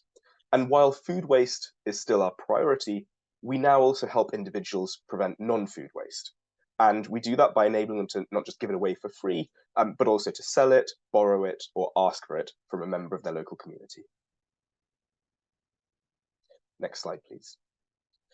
We're no longer also just about individuals sharing with other individuals. We now also work with businesses via our business offering, which is known as the Food Waste Heroes program. Next slide, please. And the way this works in practice is that food business sites with surplus food firstly notify us about their surplus. We then match up that site with a food safety trained Olio volunteer in their local community. That volunteer then takes the food home and then shares it with members of their local community via our app. And it's businesses who pay for this service because it helps them reduce food waste and also hit their environmental targets. And that means that we can offer this service for free to individuals. So individuals who collect food receive it entirely for free. Next slide, please. Now, the reason Olio fulfills such an important need is it's community redistribution is what we call it, is because we've introduced a new layer in the food waste hierarchy. So this image on the left is the food waste hierarchy, and essentially it's the order in which businesses aim to avoid food waste. So before Olio, businesses would obviously aim to reduce food waste as much as possible. They'd obviously then donate to anything that they couldn't reduce, they could then donate to charity. Anything they couldn't donate to charity would then go towards feeding livestock, compost, renewable energy, or landfill. The challenge is that charities alone cannot redistribute all surplus food for a variety of reasons. And so every day, large quantities of perfectly good food doesn't get consumed by humans. And thanks to Olio, any food that isn't collected by charities can instead be shared with local communities. So that is the power of community redistribution. And to give you an idea of our scale, we currently work with some of the largest food businesses in the UK, like Tesco in Iceland. And we have collections from over 5,000 sites every week, over 100,000 monthly collections, and almost 100,000 food safety trained volunteers. Next slide, please. We've currently got 7 million signed up users, and collectively they've shared 130 million portions of food and 10 million household items. And the environmental impact of this is huge, over 150,000 tons of CO2 emissions avoided. And that's equivalent to over 500 million car miles taken off the road and almost 20 billion litres of water. And while our primary impact is environmental, we're also really proud of the impact that we have on users' financial, mental, and social well-being. So 3/4 of Olio users have improved their financial well-being, 2/3 their mental health, and 2 in every 5 Olio users have made friends in their local community through the app. So really, it's very much in alignment with the focus of this workshop. So we combine net zero with well-being in life. Next slide, please. That being said, we know that we're still only operating at a fraction of our full potential, and that's the exciting thing. And the reason is because even though we've had food and household items successfully shared in 62 countries, and that includes Japan, as you can see from those two tiny red dots, over 80% of our apps usage is in the UK. So there's still tremendous potential for countries around the world to wake up to the power of community redistribution as a means to reduce food waste and reverse the devastating impact of climate change. Next slide, please. We've put together a few tips here for businesses looking to reduce food waste. And the first few are more applicable for food businesses in particular, so I won't go through them in detail. But I did just want to touch on that final point, number 7, which is around sharing food with community redistribution organizations like Olio. And the beauty is that even companies that aren't food businesses can still work with us. For example, in the UK, we work with many corporates, for example, accounting firms, law firms, investment banks, tech companies. Many of them have their own canteens, and therefore they have food waste, and that enables us to work with them to reduce that food waste. And we often get asked, what makes Olio special in terms of community redistribution? And the answer is super simple. It's the first word, community. Without community, it's impossible to have enough people at sufficient density to be able to request and collect food at scale and prevent food from going to waste. And without the power of community, it's impossible to have almost 100,000 individuals who volunteer their precious time to complete training and then to redistribute food. Our community cares deeply about preventing food waste, and therefore they care deeply about Olio. And it's really community engagement that's at the heart of this. And so our founders regularly email our community with updates. We have a forum of our members where they can communicate with each other and interact with each other. And we've also recently started conducting community webinars. So members of the Olio team can present latest updates on developments that are happening in the app, and we can also answer their questions directly. So I hope this has been helpful and interesting, and I'd be more than happy to answer any questions you might have. Thank you. Thank you very much, Mr. Sheth. And we will go into the Q&A session. And let me pick up a question from the chat. Okay. The question is, I am very impressed by the huge number of volunteers you have. And what kind of training you have for the volunteers? Sure. So my colleague Artur, if he's on the call, I'd like to welcome him to join. Otherwise, I'll take the question. Yes. Yes, I'm on the call. Can you hear me and see me? Yeah. Yes, we can. Hi everybody. I'm Arthur from Olio, a colleague of Rohan, and I'm in charge of food safety, amongst other things. And to answer your question on training, our training is done online via the app. If you are an app user and you want to volunteer for Olio, you would have to fill a form agreeing to the rules that we have in place. You would have to fill a simple kitchen assessment form, confirming that you have a working fridge, that you have access to hot water, pretty much everything that a small business kitchen should have. And then you would go to a series of videos, which are essentially presentations on food safety, explaining, for instance, the difference between a use-by date and the best before date, explaining the importance of the cold chain, of allergen information, of hygiene and proper food handling. And at the end of each video, you would have multiple choice questions. And once you've gone through all the modules and answered all the questions right, you can start claiming a collection slot and start collecting food from a store near you. Okay, thank you very much. Thank you very much, Sheth and Arthur. And the food waste is becoming a very big problem also in Japan. And your solution might be a good, your solution would give good insights for many countries. Thank you very much. Thank you. So let us move on to the next presenter. The next presenter is Mr. Jeremy Lardeau from Sustainable Apparel Coalition. Jeremy, please begin your presentation now. Yes. Hi, everyone. Very delighted to be here with you all to share some information about my organization. I'm Jeremy Lardeau, the Vice President of the Higg Index at the Sustainable Apparel Coalition, the SAC. The SAC is the apparel, footwear, and textile industry's leading global alliance for sustainable production. We're a nonprofit alliance of over 300 organizations in the apparel, footwear, and textile industry, formed to create a standardized set of sustainability metrics, right? And so since our creation over a little over a decade ago, we have really sharpened our focus to drive pre-competitive collective action across 3 foundational pillars. That's climate, decent work for all, and a nature positive future. So as an independent entity, the SAC brings together brands, retailers, manufacturers, but also NGOs, academics, and other industry associations together to drive pre-competitive collaboration around those 3 themes, right? And central to our mission is the Higg Index. It's a suite of comprehensive tools that empower our members to measure, evaluate, and improve sustainability performance across the supply chain. So let me tell you a little bit more about the Higg Index. Next slide, please.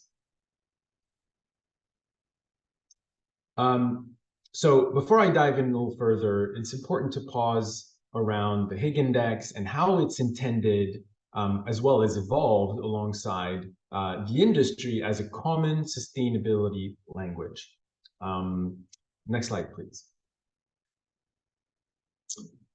So the Higg Index suite of tools includes several tools to support the measurement of sustainability performance in the apparel footwear value chain. It includes product tools, which are life cycle assessment tools to measure environmental footprints of products, materials.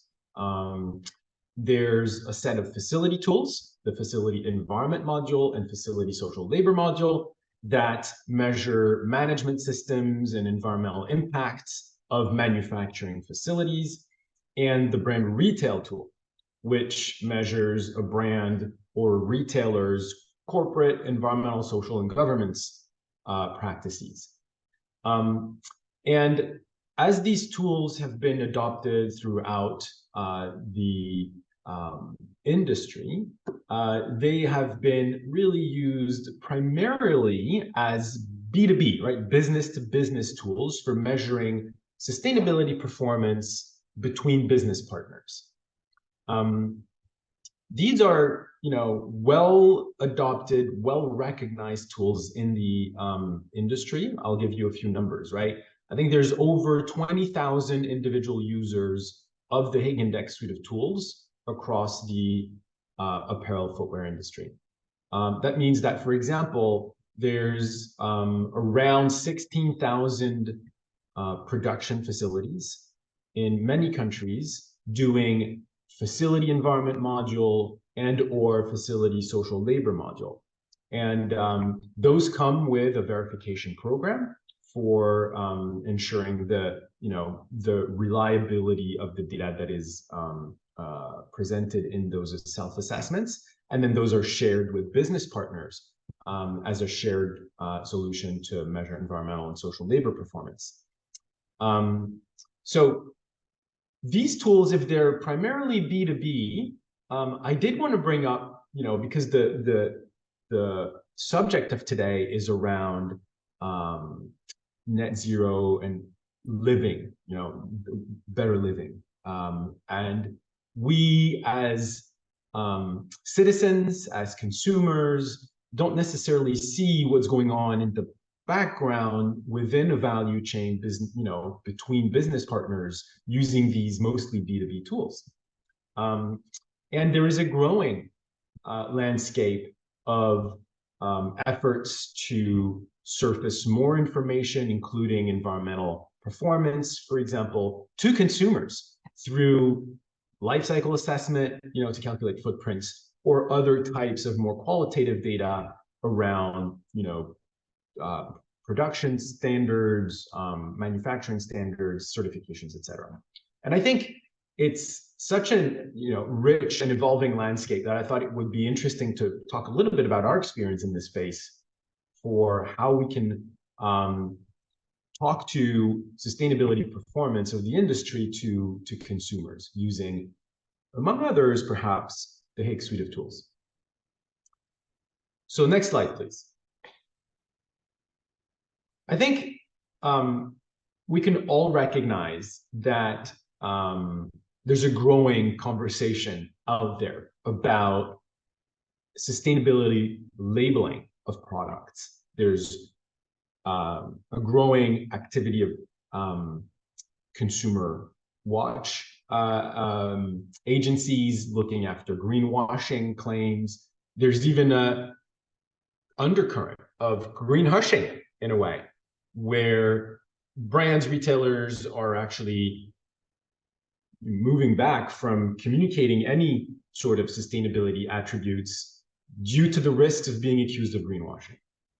And we've been, also involved in figuring out what is the right kind of product labeling. And I think a lot of our research has been around, well, coming back to the fundamental, is consumer labeling of environmental footprints truly effective in driving changes up the supply chain, right? Around adoption of better practices. And we don't have a definitive answer to that. And what our conclusions are is that consumer education and engagement is key if we want to have an impact through the introduction of product environmental labeling. A good product footprint label would include much more than just a footprint, right? It would include an education and engagement campaign around those footprint numbers or other declaration numbers to truly bring in the consumer on the understanding and participation in what impacts are driven through the product, because many of those impacts are tied to how a consumer is going to be using that product. So obviously, the greenwashing and information overload has left consumers exhausted and with fairly low levels of trust. And labels in and of themselves cannot be sufficient for the true systems change that we're trying to achieve here. They're a lever in which the industry is trying to change behaviors, both of the upstream value chain, but also of the consumer. And in this way, labels can only be one component of a bigger strategy. So next slide, please. One particular complication that we've seen, which affects consumers, is their ability to act as engaged stakeholders. And we often see them resorting to activism. However, labels can and should also support this. We believe that when it comes to labels, over the long term, some well-intentioned design decisions and efforts to not overburden consumers with heavy or scientific terminology have resulted in communications which are not necessarily fully transparent, right? Because they've been simplified.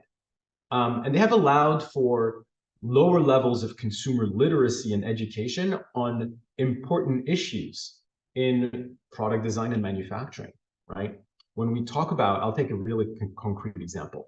When we talk about water footprint, what we really need to be talking about is the water impact or the product's impact on water scarcity.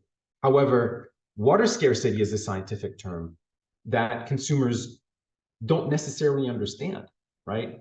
But if we only talk about water footprint, then I think we obfuscate part of the reasons or part of the complications of why a water footprint is more important in terms of water scarcity than in just pure liters of water consumed. And so there's an education that needs to happen to consumers and engagement for them to understand not only these numbers, the terminology, the environmental issues at stake, and therefore the impacts of their decisions, right? Next slide, please. So I think this leads to the need for a more continual feedback loop between consumers and brands than just a product label. It's a good starting point, but we need to keep pushing the envelope on providing information which fulfills good principles of communication, obviously, right? And there's been a UNEP, United Nations Environment Program, playbook on the principles for good consumer communication, but also communication that supports the system change, which the industry is striving for, right? The space is constantly evolving, and it will take humility and continued dialogue and collaboration in order to overcome sort of like this low level of trust, to empower consumers and go beyond the greenwashing, greenhushing situation. And for that, I want to bring up an example from Uniqlo, a Japanese company, obviously, who has set up these repair spots within some of its stores where consumers can engage, right, in this really important yet mostly disappeared practice of repairing, caring for the products that you have in such a way that you don't, throw away and buy new stuff just as much. And that should absolutely be part of a consumer engagement and product labeling campaign to support a company's, a brand's sustainability strategy and targets. This also fosters trust and accountability, right? By inviting them in, connecting the consumer to the brand's overall strategy and the system change that needs to happen. Finally, I want to finish this with a bit of a call to action. Next slide, please. We need further alignment and attention on product labeling for environmental, social, labor purposes across the industry, and the dialogue to continue with regulators, right? Policy development, technology advancements are going on right now, and we need to truly have a global perspective and an aligned collaborative approach to solving these. I mean, digital product passport, green claims directive, all of these are coming. And so we are facing a lot of shifting social norms as well. Consumers are increasingly looking for buying in alignment with their personal values, and we need to support that. And I would encourage, brands, manufacturers to remain in listening mode because of this, continued changing, shifting landscape. The Higg Index is intended as a common language, and its success comes from the collaboration that drove the development. And these kinds of tools can support these kinds of public-facing communications and labeling, but again, only insofar as much as these are part of a broader conversation and engagement and education of consumers towards the shifting behaviors and systems change that we need to see happen in the industry. Thank you very much. I'll open for some questions should you have any. Okay, thank you very much, Mr. Lardeau. And okay, let me pick up some questions. Okay. Okay, this one, a bit tough one, sorry. The question is, there are various opinions on the fairness or transparency in making this kind of index. So how do you gain understanding from stakeholders, and how do you incorporate those voices in updating the Higg Index? Yeah, thank you. I mean, the full member suite, the full membership of the SAC, which is vast, we have 300 members as of today, are engaged and involved in the development and updates to the Higg Index suite of tools. This is also why these have been rather successful in driving, standardization and convergence of the industry and reducing duplication of duplicative audits, for example, at factories. So we will continue that model of tools developed through industry collaboration and expertise as sort of the linchpin of our approach at the SAC. Okay, thank you very much for your answers. And Japan is also working on the elaborating the carbon footprint, and the data availability is a key for the success. And your initiative will be one of the important initiatives in the G7 and G20 countries. Thank you very much. Thank you very much. Okay. So now, thank you again to all the presentations and all the speakers today. And so let's now move on to the final agenda of the closing remarks. So Dr. Kawamata, please go ahead. Thank you very much. I would like to express our deepest gratitude once again to all presenters as well as participants. I myself really enjoyed all presentations about various fields and the unique activity. I believe the passion and knowledge shared in the presentation have been truly valuable for all of us. We have fresh insights that will benefit our future activities. Let me briefly summarize today's presentations. We identified several key points related to the demand-side actions for net zero and well-being in life. Firstly, importance of communication is highlighted in many presentations. Regarding Indian government presentations on life, they collaborate with various stakeholders, including companies and industrial associations such as the Confederation of Indian Industry. From presentation by French government, Sustainable Apparel Coalition and Sports Positive, we learned that they have a lot of communications with the stakeholders when they made some kind of criteria. In Olio's presentation, they engage with the community and the volunteers as well. Braskem is communicating the benefits of the materials with the brand, and DAIKIN is collaborating with the distributors in order to let the consumer know the benefit of the product. In the keynote speech, OECD pointed out that the key to changing behavior is affordable, available, and convenient. Moreover, we have learned strategies to promote the lifestyle change. For promoting actions, we want to highlight 2 points. First, giving clear information help people involved. Sustainable Apparel Coalition, Sports Positive, has also indicated that education is important in addition to the clear information provided.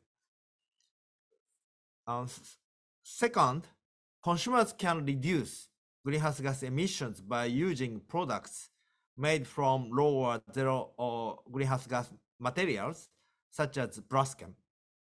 We also learned that DAIKIN air conditioner, the product, and as well as the Olio application, contribute to the lifestyle change of the consumers. So we identified those important points. We will deliver them at the side event of upcoming COP28 in Dubai, UAE. It will be held on December 8th at COP28 at Japan Pavilion. At that seminar, we will have speakers from governments of Brazil, India, and Japan, as well as OECD. In addition, several companies will share their best practices toward net zero and well-being in life. Different companies today are presented. Next slide, please. Another announcement is the recent launch of the G7 platform for net zero and well-being in life on Monday, this Monday, November 13th. We have collected best practices from governments of G7 members, as well as 4 international organizations. We are also showcasing 106 cases from local governments, businesses, as well as organizations. We'll post the results of today's workshop on this platform, so please visit this website. Finally, I sincerely thank for your participating in this workshop. I wish you all continued success toward net zero and well-being in life. Thank you very much. Okay, thank you very much, Dr. Kawamata. And now we are at the end of the agenda and we are closing the workshop today. Thank you again to all of you, all the presenters, all the speakers, and all the audiences. I hope to see you again in the COP28 and the side events. See you.